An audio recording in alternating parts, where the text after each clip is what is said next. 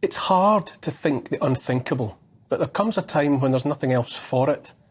People raised to trust the powers that be, who have assumed, like I once did, that the state, regardless of its political flavour at any given moment, is essentially benevolent and well-meaning, will naturally try and keep that assumption of benevolence in mind when trying to make sense of what's going on around them.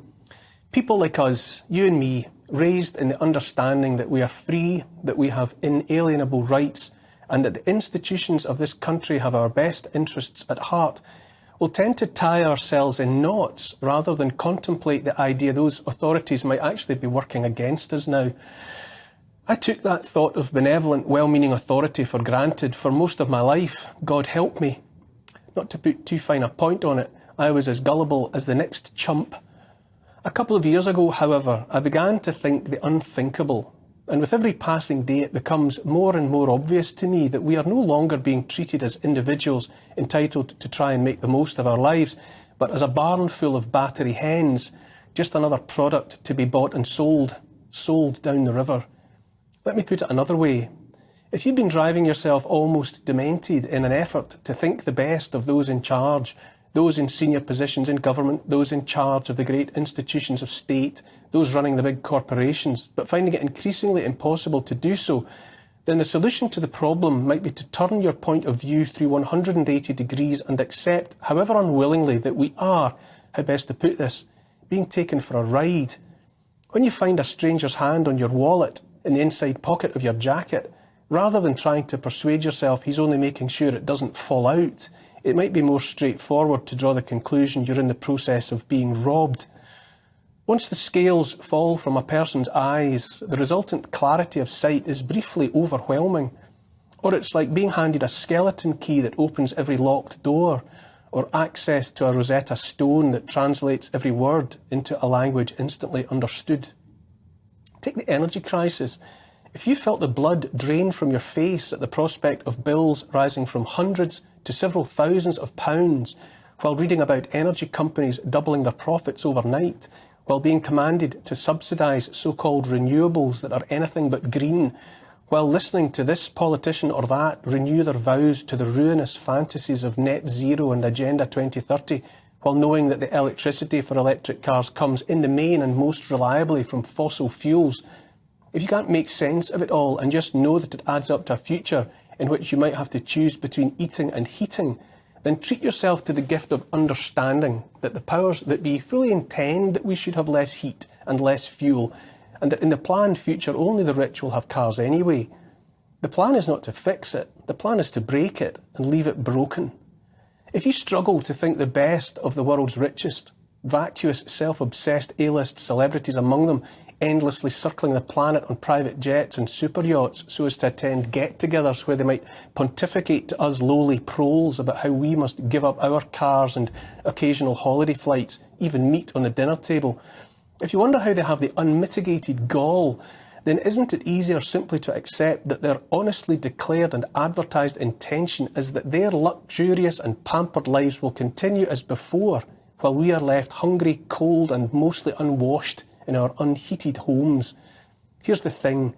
If any leader or celeb honestly meant a word of their sermons about CO2 and the rest, then they would obviously lead by example.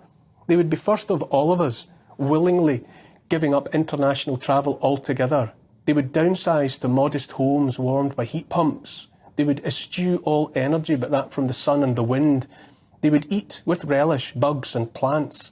They would resort to walking, bicycles and public transport. If net zero and the rest was about the good of the planet and not about clearing the skies and the beaches of scum like us, don't you think those sainted politicians and A-listers would be lighting the way for us by their own example? If the way of life they preach at us was worth living, wouldn't they be living it already? Perhaps you heard Bill Gates say private jets are his guilty pleasure. And how about food, and more particularly the predicted shortage of it? The suits and CEOs blame it all on Vladimir Putin. But if the countries of the world are truly running out of food, why is our government offering farmers hundreds of thousands of pounds to get out of the industry and sell their land to transnational corporations for use or disuse unknown? Why aren't we as a society doing what our parents and grandparents did during World War II and digging for victory? Why is the government intent on turning a third of our fertile soil over to rewilding schemes that make life better only for the beavers?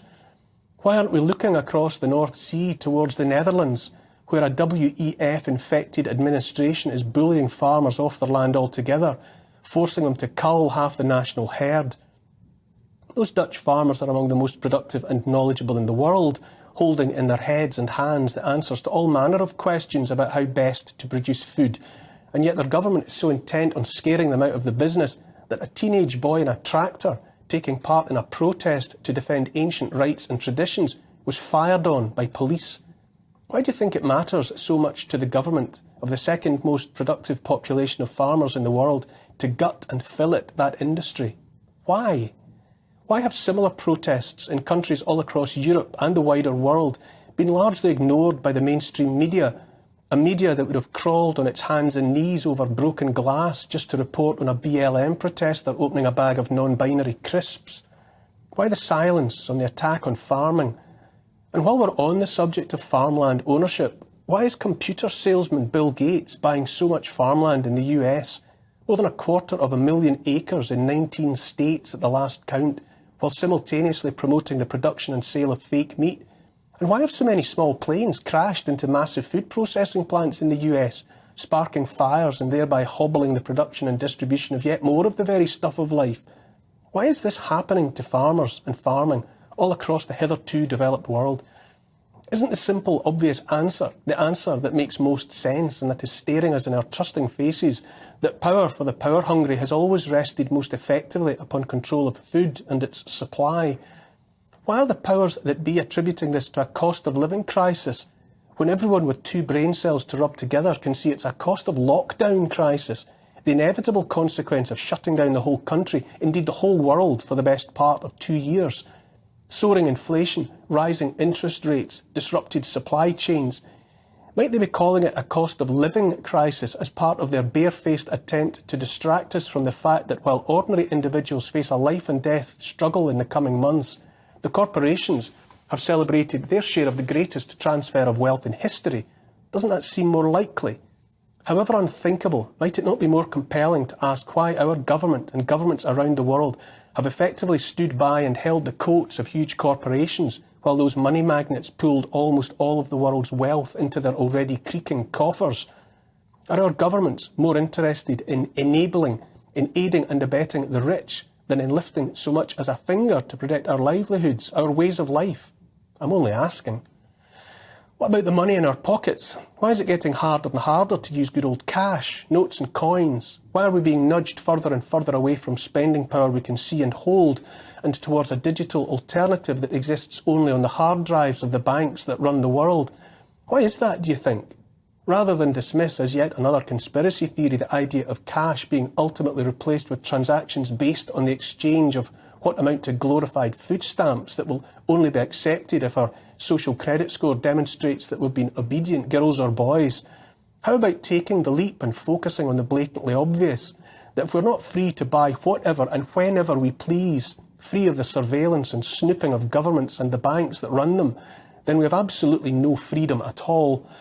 And while we're on the subject of money and banks, why not pause to notice something else that's glaringly obvious, which is to say that the currencies of the West are teetering on the abyss, and that one bank after another is revealed to those who are bothering to watch as being as close to bankruptcy as it's possible to be without actually falling over the edge.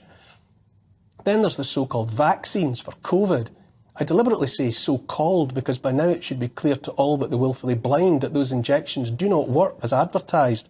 You can still contract the virus, still transmit the virus, still get sick from the virus, and still die of the virus.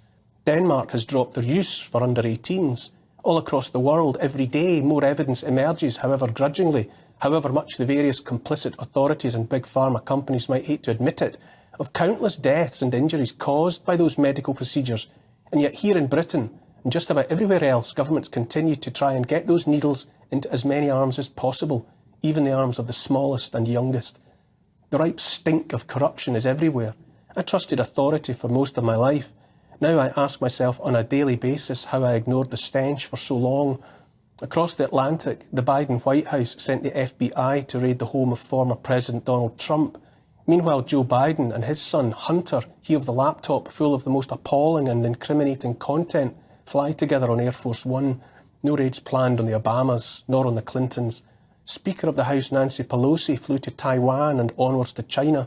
Her son Paul, an investor in a Chinese tech firm and with seats on the board of companies dealing in lithium, was along for the ride into that part of the world where 3/4 of the world's lithium batteries are made. Taiwan leads in that technology. It's hard to think the unthinkable. It's hard to think that all of it, all the misery, all the suffering of the past and to come might just be about money, greed and power. It's hard to tell yourself you've been taken for a fool and taken for a ride. It's hard, but the view from the other side is worth the effort and the pain. Open your eyes and see.